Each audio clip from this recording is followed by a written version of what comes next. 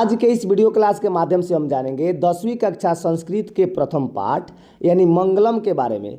मंगलम में प्यारे बच्चों जितने भी आपके श्लोक दिए गए हैं सभी श्लोक को हम लोग बहुत ही बारीकी से संस्कृत से हम लोग हिंदी में ट्रांसलेट करेंगे और उसके साथ साथ जो भी इससे वस्तुनिष्ठ प्रश्न और विषयनिष्ठ प्रश्न होंगे सभी का हम लोग व्याख्या बहुत ही बारीकी से करेंगे। तो आप सभी इसके साथ में अंत तक जुड़े रहें, आप लोग के लिए बहुत ही अच्छा क्लास होगा। कहा जा रहा है इसमें प्यारे बच्चों मंगलम की बात करें तो इसका अर्थ होता है शुभ या कल्याणकारी, यानी हम लोग किसी भी चीज़ का आरंभ करते हैं तो मंगलम से करते हैं, यानी उसको शुभ माना जाता है। इसमें हम लोग प्यारे बच्चों पाठ का परिचय देखते हैं। तो कहा जा रहा है इसमें कि पाठ परिचय जो है इस पाठ में 5 मंत्र क्रमशः संकलित जो किए गए हैं वह उपनिषदों से संकलित किए गए हैं। उसमें कौन कौन से उपनिषद है प्यारे बच्चों? तो ईशावास्य, कठोपनिषद, मुंडक उपनिषद और श्वेताश्वर नामक उपनिषद है। ये जो है मंगलचारण के रूप में पठनीय है।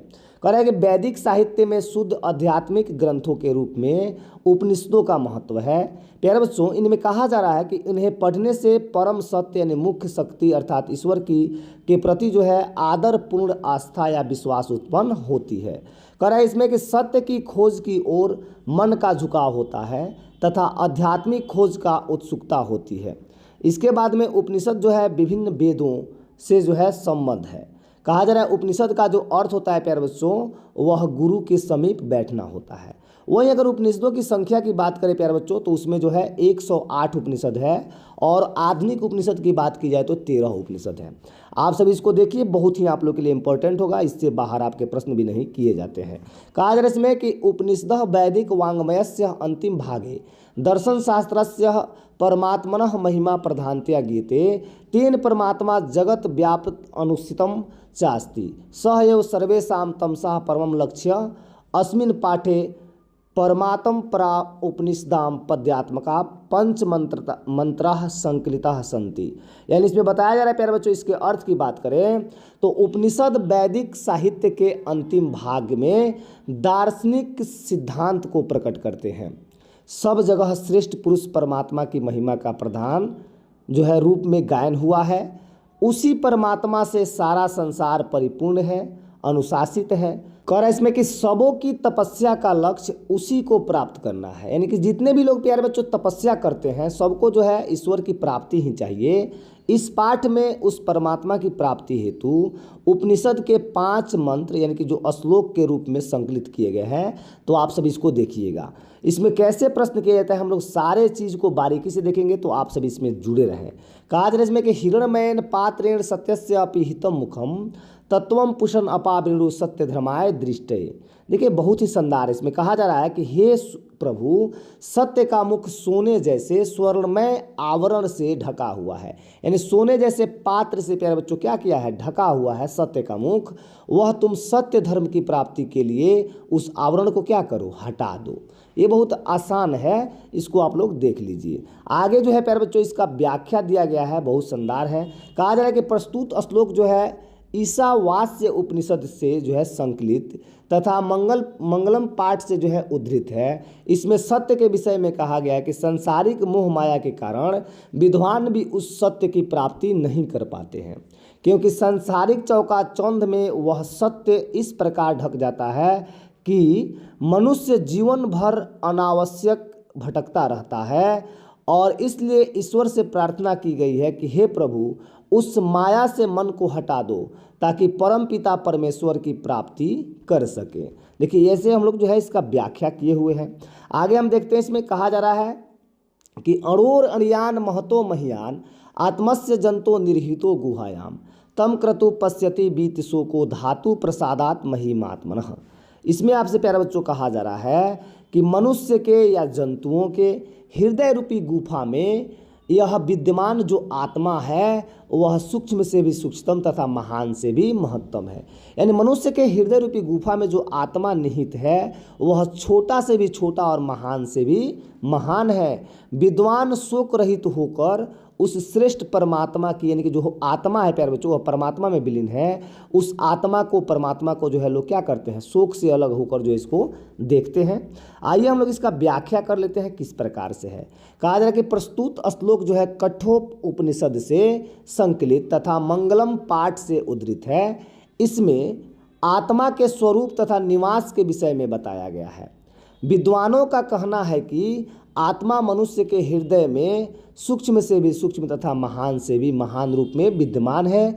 जब जीव सांसारिक मोह माया का त्याग कर हृदय में स्थित आत्मा से साक्षात्कार करता है, तब उसकी आत्मा महान परमात्मा में मिल जाती है और जीव सारे सांसारिक बंधनों से मुक्त हो जाता है। इसलिए भक्त प्रार्थना करता है कि हे प्रभु, हमें उस अलौकिक यानी पवित्र प्रकाश से लौकिक प्रकाश की ओर शोक रहित होकर अपने आप को उस महान परमात्मा में एकाकार कर सके। देखिए कितना शानदार है।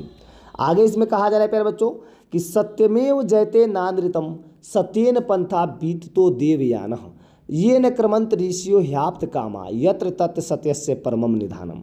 इसका जो अर्थ निकल रहा है प्यारे बच्चों, यानी सत्य की ही जीत होती है, झूठ की नहीं।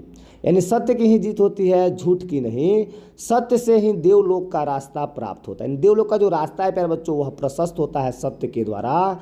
ऋषिगण देवलोक को प्राप्त करने के लिए उस सत्य को प्राप्त करते हैं, जहाँ सत्य का भंडार है। जहाँ क्या है प्यारे बच्चों? सत्य का भंडार है।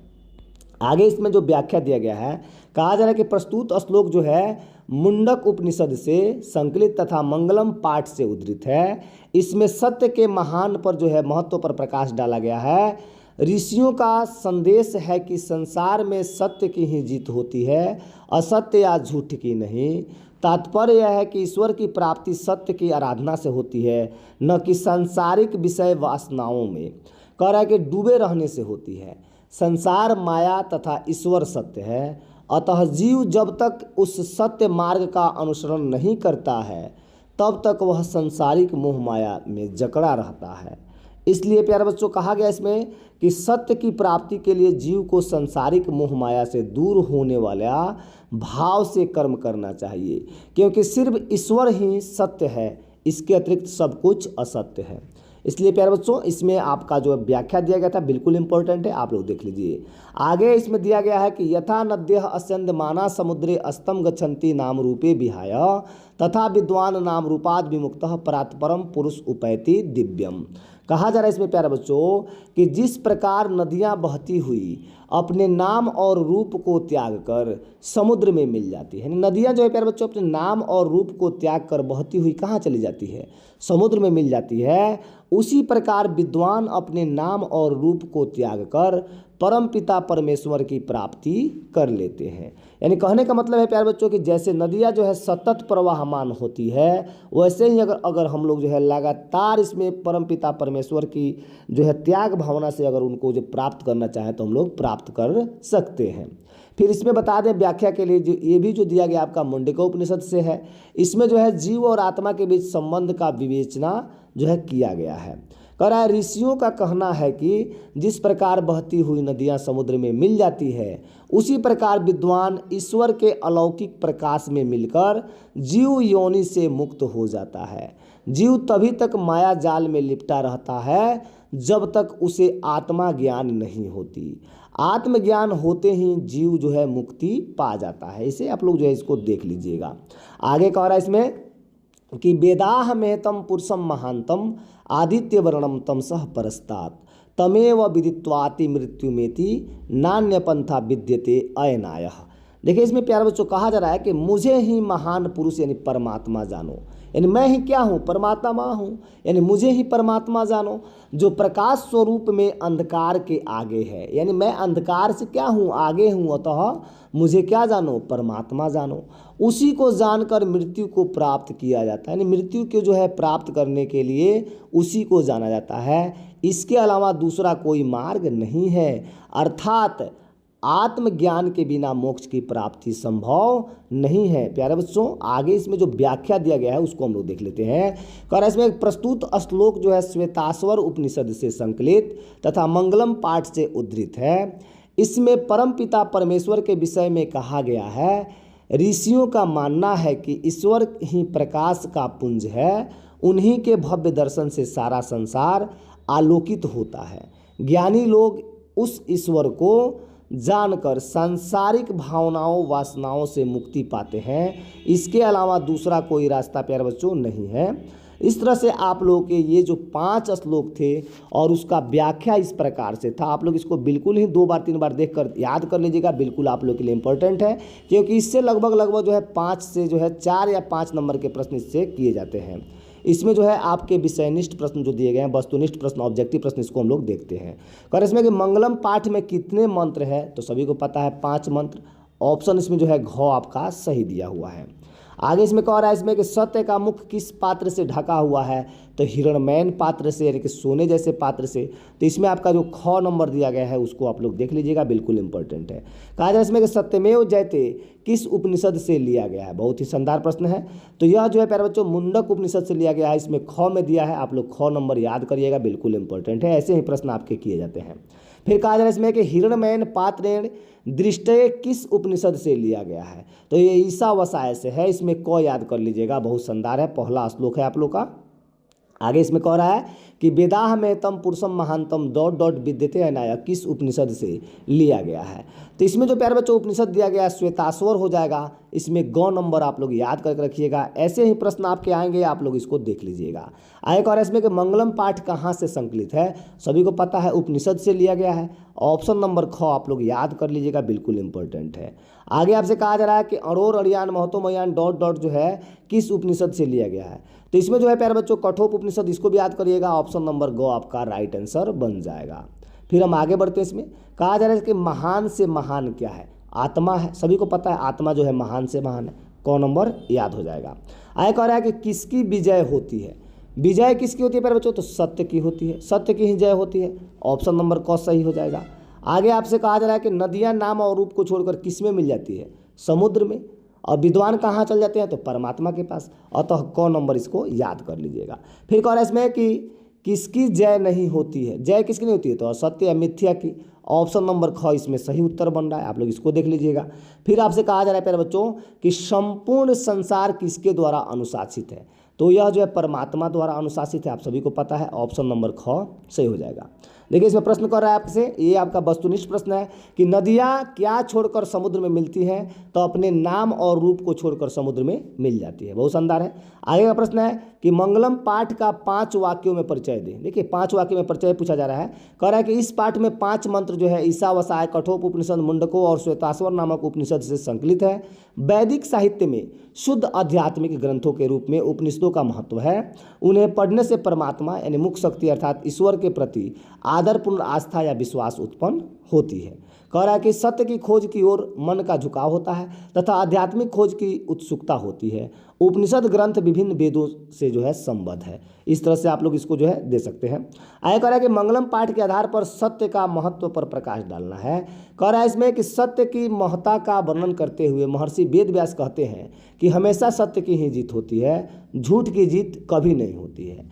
सत्य से ही देवलोक का रास्ता निकलता है। ऋषि लोग देवलोक को प्राप्त करने के लिए उस सत्य को प्राप्त करते हैं जहाँ सत्य का क्या है, भंडार है, बहुत शानदार है। इसको तो आप लोग इसे देख लीजिएगा। कह रहा है कि मंगलम पाठ के आधार पर आत्मा का विशेषताएं बतलाएं। कह रहा है कि मंगलम पाठ में संकलित कठोप उपनिषद से लिए गए मंत्र में महर्षि वेद व्यास कहते हैं कि प्राणियों की आत्मा हृदय रूपी गुफा में बंद है। यह सूक्ष्म से भी सूक्ष्म और महान से भी महान है। उस आत्मा को बस में नहीं किया जा सकता है। विद्वान लोग शोक रहित होकर परमात्मा अर्थात ईश्वर को का जो है दर्शन करते हैं।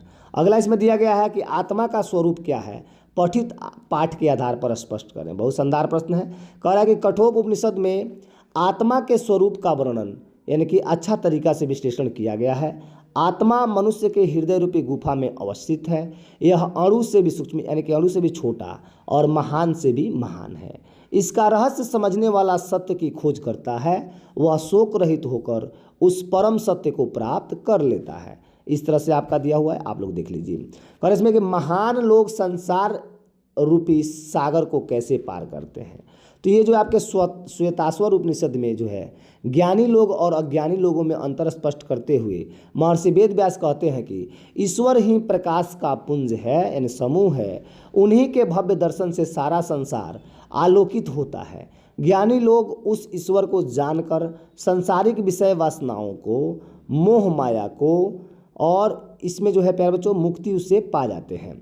फिर अगला प्रश्न आपसे कहा जा रहा है कि विद्वान पुरुष ब्रह्म को किस प्रकार प्राप्त करते हैं। ये तो मुंडकोपनिषद से लिया गया है और जिसमें महर्षि वेद व्यास का कहना है कि जिस प्रकार बहती हुई नदियाँ अपने नाम अर्थात रूप को जो है व्यक्तिगत रूप से त्याग कर समुद्र में मिल जाती है, उसी प्रकार महान पुरुष अपने नाम और रूप अर्थात कि अपने व्यक्तित्व को त्याग कर ब्रह्म को प्राप्त कर लेता है।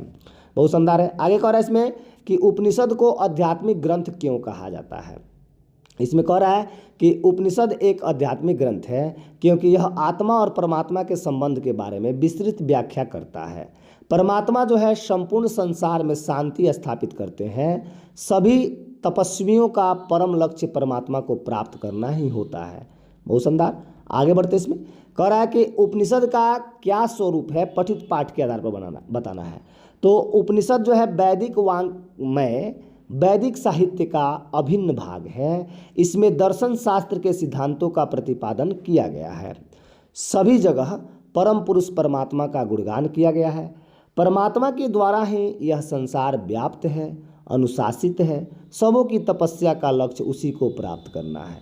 इस तरह से प्यारे बच्चों हम लोगों ने बहुत ही बारीकी से इससे जितने भी श्लोक थे सारे श्लोकों को हम लोगों ने देखा। फिर उससे आने वाले उस चैप्टर से जितने भी आपके ऑब्जेक्टिव प्रश्न थे सभी ऑब्जेक्टिव, और फिर हमारा जो है प्यारे बच्चों सब्जेक्टिव प्रश्न थे, सारे सब्जेक्टिव ऑब्जेक्टिव प्रश्नों को देखा। और आपको बता दें कि एग्जाम में आप अगर इतना देख लेते हैं इस चैप्टर से आपके एक भी प्रश्न बाहर नहीं किए जाएंगे। तो आप सब इसमें अंत तक जुड़ें, इस वीडियो को लाइक करें, शेयर करें तथा सब्सक्राइब करके रखें ताकि आने वाला ऐसे ही वीडियो का नोटिफिकेशन आपको सबसे पहले मिले। तब तक के लिए आप सभी को बहुत बहुत धन्यवाद।